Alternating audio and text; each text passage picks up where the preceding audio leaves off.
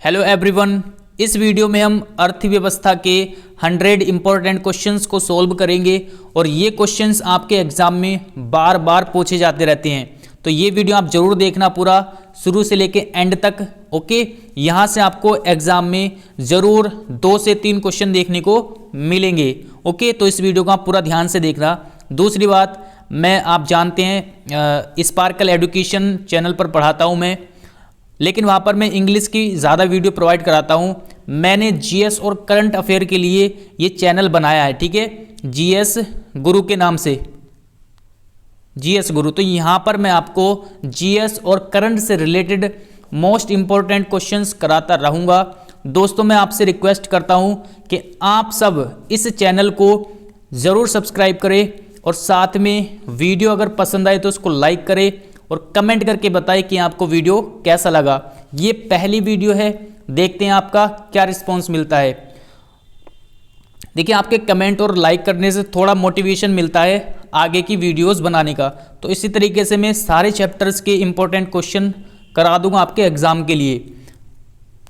Okay, तो इस तरह के क्वेश्चंस जो है बार बार रिपीट होते रहते हैं जिस भी सब्जेक्ट से, वे सारे क्वेश्चंस मैं एक एक चैप्टर वाइज आपको करा दूंगा। तो इस वीडियो को ज़रूर, मैं फिर से कहूँगा कि चैनल को सब्सक्राइब ज़रूर करना और वीडियो अगर अच्छी लगे तो लाइक करना, साथ में कमेंट करके भी बताना कि आपको वीडियो कैसा लगा। ओके, ये काम आपको करना है। आपको यहाँ पर जीएस और करंट अफेयर से रिलेटेड वीडियो मिलती रहेगी। तो चलिए अब हम स्टार्ट करते हैं अपनी इस वीडियो को और इकोनॉमिक्स के 100 क्वेश्चन को देखते हैं, ठीक है। तो इसको आप पूरा ध्यान से ज़रूर देखना। दूसरी बात कि इस वीडियो का आपको पीडीएफ मिल जाएगा टेलीग्राम चैनल से, लिंक आपको डिस्क्रिप्शन में दे दूंगा। तो पीडीएफ जरूर डाउनलोड करना और एक बार उसको ज़रूर पढ़ के जाना। आपको 2 से 3 क्वेश्चन जरूर देखने को मिलेंगे और साथ में जो कुछ क्वेश्चन छूट जाएंगे इकोनॉमिक्स के यानी अर्थव्यवस्था के, वो नेक्स्ट वीडियो में आपको प्रोवाइड करा दूंगा। ओके, चलिए अब अपनी वीडियो पे आते हैं। तो इसमें मैं फास्टली यहाँ पर आपको बताने की कोशिश करूँगा। ये मैंने हाथों से लिखा हुआ है, साथ में आप सुनते हुए चलेंगे तो देखते ही देखते आपको वीडियो याद हो जाएगी। ओके, चलिए पहला क्वेश्चन है यहाँ पर, अर्थव्यवस्था के जनक किसे माना जाता है, किसे कहा जाता है? तो ये थे एडम स्मिथ। कौन थे? Adam Smith. दूसरा क्वेश्चन देखते हैं। सेकंड क्वेश्चन है, अर्थशास्त्र में बाजार से क्या अभिप्राय है? तो बाजार से अभिप्राय होता है प्रतियोगिता की उपस्थिति। ओके, अर्थशास्त्र में बाजार से अभिप्राय है प्रतियोगिता की उपस्थिति। थर्ड नंबर है, आर्थिक सर्वेक्षण किसके द्वारा किया जाता है? वित्त मंत्रालय के द्वारा। बहुत ही ज़्यादा इंपॉर्टेंट क्वेश्चन है सारे, ठीक है। भारत की अर्थव्यवस्था कैसी है? तो भारत की अर्थव्यवस्था आप जानते हैं मिश्रित अर्थव्यवस्था है और ये कैसा देश है? विकासशील देश है, ठीक है, यानी अभी विकास प्रगति पर है। यहाँ पर आगे है, भारत में कृषि में मूलतः किस प्रकार की बेरोजगारी सर्वाधिक पाई जाती है? तो सबसे ज़्यादा बेरोजगारी होती है यहाँ पर अदृश्य बेरोजगारी। दूसरी है यहाँ पर, भारत में ग्रामीण क्षेत्र में कौन सी बेरोजगारी सर्वाधिक पाई जाती है? तो ग्रामीण क्षेत्र में पाई जाती है आपकी मौसमी बेरोजगारी और अदृश्य बेरोजगारी। तो बहुत ज़्यादा इंपॉर्टेंट है ये कि ग्रामीण क्षेत्र में किस प्रकार की बेरोजगारी पाई जाती है भारत में? तो ये है आपकी मौसमी बेरोजगारी। नेक्स्ट है, राष्ट्रीय ग्रामीण विकास संस्थान कहाँ पर है? तो ये है हैदराबाद में। कहाँ पर? हैदराबाद में। नेक्स्ट है, अंत्योदय कार्यक्रम का क्या उद्देश्य था? ये कार्यक्रम चलाया गया था अंत्योदय कार्यक्रम। इसका उद्देश्य था गरीबों में सबसे अधिक गरीब की मदद करना, गरीबों में सबसे ज़्यादा जो गरीब है उसकी मदद करना इस कार्यक्रम का यानी अंत्योदय कार्यक्रम का उद्देश्य था। नेक्स्ट है, भारत में निर्धनता का सर्वाधिक प्रकोप वाला राज्य? तो बिहार है, आप जानते हैं सबसे गरीब राज्य। नेक्स्ट है, वर्ल्ड डेवलपमेंट रिपोर्ट किसका वार्षिक प्रकाशन है? तो ये है IBR या फिर विश्व बैंक का। ओके, नेक्स्ट है, मानव विकास सूचकांक HDI किसकी देन है? तो ये है महबूब उल हक की। ओके, नेक्स्ट है, राज्य स्तरीय मानव विकास सूचकांक जारी करने वाला प्रथम राज्य कौन सा है? मध्य प्रदेश। बहुत इंपॉर्टेंट यहाँ पर क्वेश्चन है, सारे क्वेश्चन। नेक्स्ट है, बंद अर्थव्यवस्था का क्या तात्पर्य है? तो ये होता है आयात, जहाँ पर आयात और निर्यात बंद कर दिया जाए उसको बोलते हैं बंद अर्थव्यवस्था। नेक्स्ट है, आर्थिक नियोजन विषय है किसका? समवर्ती सूची के अंतर्गत आता है आर्थिक नियोजन। नेक्स्ट है आपका, औद्योगिक क्रांति सर्वाधिक किस देश में हुई? सबसे ज़्यादा औद्योगिक क्रांति हुई आपकी इंग्लैंड में। कहाँ पर? इंग्लैंड में। नेक्स्ट है, भारत में सबसे पहले राष्ट्रीय आय का अनुमान किसने लगाया था? तो ये थे नौरोजी ने, दादा भाई नौरोजी। ओके, 1868 की बात है ये, इन्होंने सबसे पहले जो है राष्ट्रीय आय का अनुमान लगाया था। नेक्स्ट है, राष्ट्रीय आय की गणना किस संगठन द्वारा की जाती है? कई बार रिपीट हो चुके हैं सारे क्वेश्चंस। केंद्रीय सांख्यिकी संगठन किसके द्वारा? CSO के द्वारा, यानी केंद्रीय सांख्यिकी संगठन के द्वारा। नेक्स्ट है आपका, केंद्रीय सांख्यिकी संगठन की स्थापना कब हुई थी? तो ये हुई थी 1951 में। कब हुई थी? 1951 में। नेक्स्ट है, भारत की राष्ट्रीय आय में सर्वाधिक योगदान किसका है? सबसे ज़्यादा जो योगदान है वो है विनिर्माण क्षेत्र का। ठीक है, नेक्स्ट क्वेश्चन है हमारे पास, भारत की राष्ट्रीय आय का प्रमुख स्रोत क्या है? तो ये है सेवा क्षेत्र। सबसे ज़्यादा जो प्रमुख स्रोत है वो है सेवा क्षेत्र। जैसे रेल की सेवा देना, बसों की सेवा भारत सरकार के द्वारा दी जाती है, तो वहाँ से यहाँ भारत की आय का ये मुख्य स्रोत है, प्रमुख स्रोत है, इस तरीके से। नेक्स्ट है, देश में आर्थिक विकास की माप के लिए कौन सी बेहतर माप है? तो यह है राष्ट्रीय आय। अगर देश की आर्थिक व्यवस्था आर्थिक माप अगर हमने जाननी है तो उस देश की हमें राष्ट्रीय आय का अनुमान पता करना पड़ेगा। ओके, तो यही सबसे बेहतर माप है। नेक्स्ट है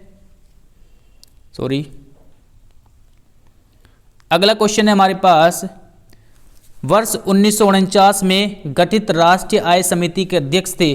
तो राष्ट्रीय आय समिति 1949 में जिसका गठन किया गया था उसके अध्यक्ष थे PC महालनोबिश। ओके, बहुत इंपॉर्टेंट क्वेश्चन है। नेक्स्ट है, भारत में राष्ट्रीय आय की गणना किस आधार पर की जाती है? तो भारत में राष्ट्रीय आय की गणना की जाती है चालू एवं स्थिर दोनों मूल्यों के आधार पर। ओके, नेक्स्ट है, नियोजित अर्थव्यवस्था नामक पुस्तक किसने लिखी थी? तो बहुत इंपॉर्टेंट क्वेश्चन है ये। इसके लेखक थे M विश्वेश्वरैया। 1934 में इन्होंने ये लिखी थी। अगला क्वेश्चन है, सर्वप्रथम किसकी अध्यक्षता में राष्ट्रीय नियोजन समिति का गठन हुआ था? तो राष्ट्रीय नियोजन समिति का गठन किसके अध्यक्षता में हुआ था? जवाहरलाल नेहरू, पंडित जवाहरलाल नेहरू की अध्यक्षता में। अगला क्वेश्चन है, भारत में योजना से संबंधित पहला विचार प्रस्तुत करने का श्रेय किसे जाता है? तो सबसे पहले जो भारत में योजना से संबंधित जो विचार प्रस्तुत किया था वे थे M विश्वेश्वरैया। चलिए आगे देखते हैं। प्लानिंग एंड द पुअर पुस्तक के लेखक कौन है? ये है B.S. मिन्हास। ओके, तो यहाँ पर आप देख सकते हैं। अब आते हैं आपके पंचवर्षीय योजना से रिलेटेड।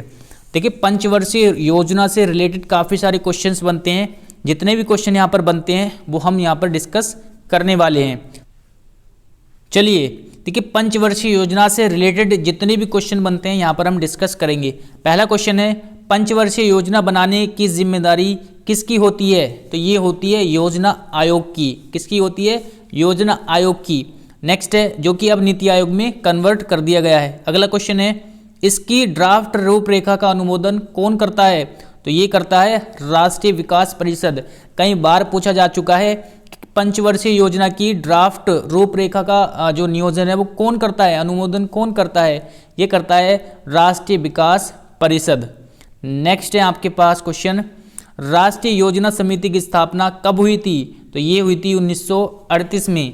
अब देखिए, पंचवर्षीय योजना पूछ लेता है कि प्रथम पंचवर्षीय योजना का काल क्या था, द्वितीय पंचवर्षीय योजना किस समय रही।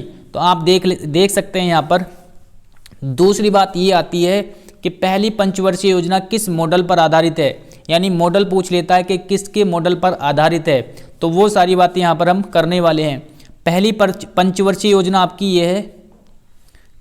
प्रथम पंचवर्षीय योजना 1951 से 1956 तक रही, जो कि हेराल्ड डोमर मॉडल पर आधारित थी। दूसरी पंचवर्षीय योजना 1956 से 1961 तक रही, जो कि पीसी महालनोबिस मॉडल पर आधारित थी। तीसरी पंचवर्षीय योजना आपकी 1961 से 1966 तक रही, ये भी महालनोबिस मॉडल पर आधारित थी।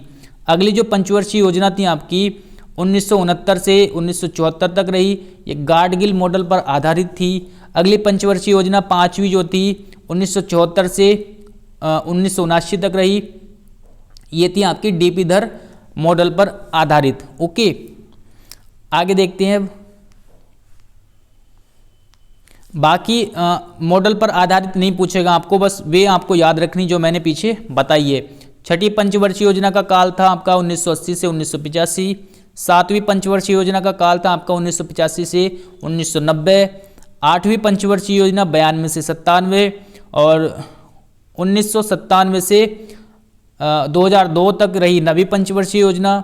और जी 10वीं पंचवर्षीय योजना आपकी 2002 से 7 तक।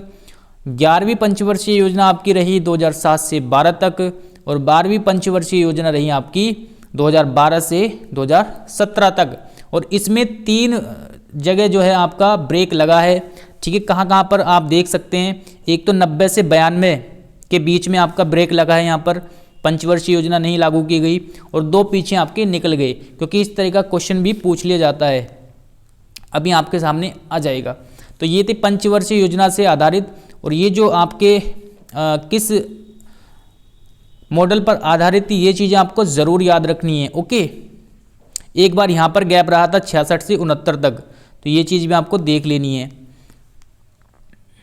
चलिए आगे क्वेश्चन बनते हैं आपके पंचवर्षीय योजना से रिलेटेड, कि प्रथम पंचवर्षीय योजना का काल कब था। इस तरह से आपके क्वेश्चंस पूछ लिए जाते हैं, तो 1951 से 1956 तक। नेक्स्ट है, प्रथम पंचवर्षीय योजना में प्रमुखता दी गई थी किस चीज़ को, कृषि को, तो कृषि को प्रमुखता यहाँ पर दी गई थी पहली पंचवर्षीय योजना में।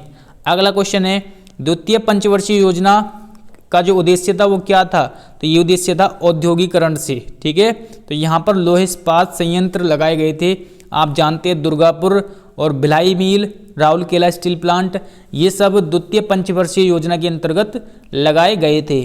तो बहुत इंपॉर्टेंट क्वेश्चन है ये।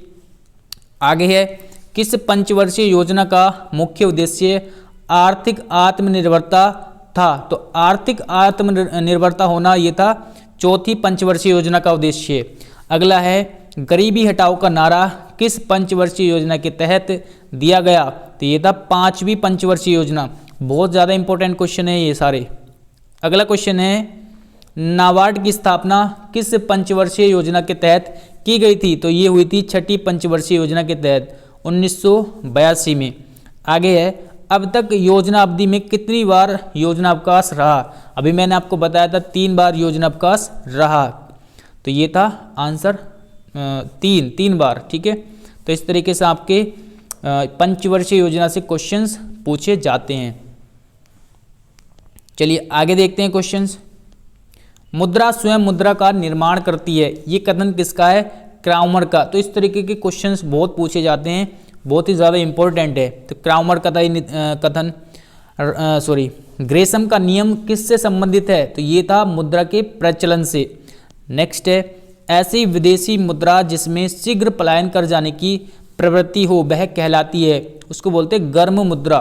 नेक्स्ट है, वह मुद्रा जिसकी आपूर्ति मांग की अपेक्षा कम हो क्या कहलाती है, ये होती है हार्ड करेंसी। ओके, अगला क्वेश्चन है, वह मुद्रा जिसकी आपूर्ति मांग की अपेक्षा अधिक हो उसको बोलते हैं सॉफ्ट करेंसी, ठीक है। यानी जिसकी आपूर्ति मांग की अपेक्षा कम हो वो होती है हार्ड करेंसी, और आपूर्ति मांग की अपेक्षा अधिक हो ये होती है सॉफ्ट करेंसी। ये चीज़ें आपको ध्यान रखनी है। अगला क्वेश्चन है, देश में मुद्रा का अंतर्राष्ट्रीय बाजारों में आसानी से होना क्या कहलाता है, उसको बोलते हैं सरसी मुद्रा, इस तरीके से, ठीक है। तो ये होती है। नेक्स्ट है,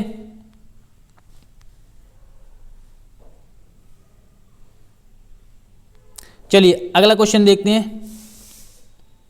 आसानी से मिल रही तो उसको सस्ती मुद्रा बोलेंगे, ठीक है। नेक्स्ट है, विकसित देशों की मुद्रा होती है कैसी? हार्ड मुद्रा। जो विकसित देश होते हैं उसकी मुद्रा होती है हार्ड मुद्रा। भारत का रुपया कौन सी मुद्रा है? तो यहाँ पर विकसित देश नहीं है भारत, तो ये सॉफ्ट मुद्रा माना जाएगा। नेक्स्ट है, सरकार द्वारा पुरानी मुद्रा को समाप्त कर नई मुद्रा को चलाना क्या कहलाता है? उसको बोलते हैं विमुद्रीकरण, ठीक है। क्या बोला जाता है उसको? विमुद्रीकरण। नेक्स्ट है, वह अवस्था जिसमें मुद्रा का मूल्य गिर जाता है और कीमतें बढ़ जाती है क्या कहलाती है? उसको बोलते हैं मुद्रास्फीति। क्या बोलते हैं? मुद्रास्फीति। यानी जब मुद्रा का मूल्य कम हो जाए और वस्तु का मूल्य बढ़ जाएगा ऑटोमेटिकली, जब मुद्रा का मूल्य कम होगा तो इसको बोलते हैं मुद्रास्फीति। नेक्स्ट है, कौन मुद्रा या कौन सी मुद्रास्फीति से लाभान्वित होता है? तो इसको बोलते हैं ऋणी। ये होता है ऋणी लाभान्वित। नेक्स्ट है, भारत में मुद्रास्फीति ज्ञात करने के लिए प्रयोग किया जाता है तो थोक मूल्य सूचकांक के तहत ये मुद्रास्फीति ज्ञात की जाती है। बहुत अच्छा क्वेश्चन है ये। अगला क्वेश्चन देखते हैं। नेक्स्ट है, मुद्रास्फीति को किस प्रकार नियंत्रित किया जाता है? तो ये किया जाता है मुद्रा आपूर्ति की वृद्धि को नियंत्रित कर, ठीक है ना। नेक्स्ट क्वेश्चन है, किस पर भारत की मुद्रा का सर्वाधिक भाग खर्च होता है? तो ये होता है पेट्रोलियम के आयात पर। सबसे ज़्यादा भाग खर्च होता है पेट्रोलियम के आयात पर। नेक्स्ट है, अन्य मुद्रा की तुलना में स्वदेशी मुद्रा को घटाना क्या कहलाता है? उसको बोलते हैं अवमूल्यन करना। अगला क्वेश्चन है, गिल्ट एंड बाजार का संबंध किससे है? तो ये है सराफा मार्केट यानी सोने चांदी से। अगला क्वेश्चन है, भारतीय रिजर्व बैंक है एक कैसा बैंक है? केंद्रीय बैंक है, आप सब जानते हैं। अगला क्वेश्चन है, भारत का सबसे बड़ा बैंक कौन सा है? आरबीआई। दूसरा क्वेश्चन है, बैंकों का बैंक कौन सा है? आरबीआई। तो आरबीआई भारत का सबसे बड़ा बैंक है और इसको बैंकों का बैंक भी कहा जाता है। चलिए अगला क्वेश्चन देखते हैं। नेक्स्ट है, आरबीआई की स्थापना कब हुई थी? तो ये हुई थी 1935 में। बहुत अच्छा क्वेश्चन है, कई बार पूछा गया है, ठीक है। नेक्स्ट है, आरबीआई का राष्ट्रीयकरण कब हुआ था? 1949 में। तो स्थापना हुई थी 1935 में और जो राष्ट्रीयकरण हुआ था ये हुआ था 1949 में। एक क्वेश्चन आपको और ध्यान रखना है, शायद वो मैंने इसमें लिखा नहीं है, कि रेपो रेट कौन निर्धारित करता है? तो ये भी कौन करता है? आरबीआई, ठीक है, reserve bank of India, repo rate. Next है, भारत में करेंसी नोट जारी कौन करता है? आरबीआई।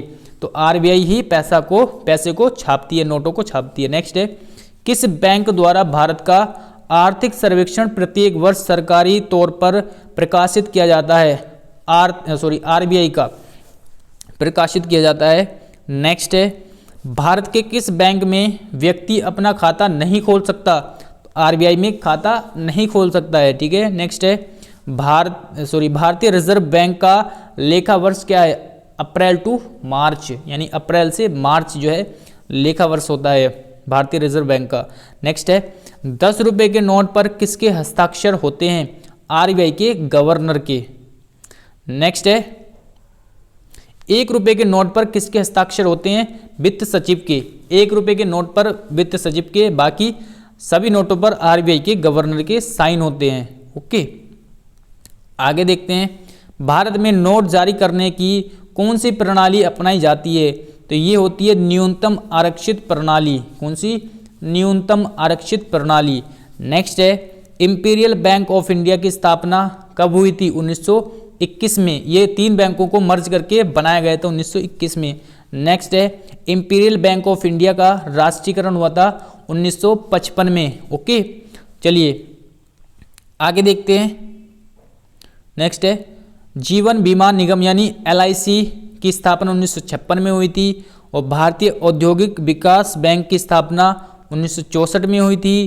क्षेत्रीय ग्रामीण बैंक की स्थापना 1975 में हुई थी। और बैंकों से रिलेटेड मैं आपको एक वीडियो में और अच्छे से बता दूंगा, जहां पर आपको कोई भी जो है क्वेश्चंस नहीं छूटेगा। ओके, नेक्स्ट अगला क्वेश्चन है हमारे पास, नाबार्ड राष्ट्रीय कृषि तथा विकास बैंक की स्थापना 1982 में हुई थी।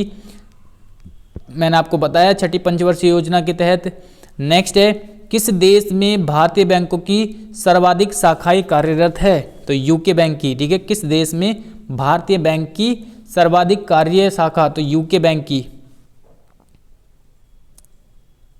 सॉरी, किस देश में भारतीय बैंकों की सर्वाधिक शाखाएं हैं? तो यह है यूके में, यानी यूनाइटेड किंगडम में। नेक्स्ट है, भारत में दीर्घकालीन ऋण कृषकों को उपलब्ध कराना किस बैंक का कार्य है? तो यह है भूमि विकास बैंक। नेक्स्ट है, भारतीय स्टेट बैंक द्वारा देश का पहला तैरता हुआ एटीएम कहाँ स्थापित किया गया है? तो कोची में। नेक्स्ट क्वेश्चन है हमारे पास, नाबार्ड की स्थापना किस समिति की सिफारिश पर की गई थी?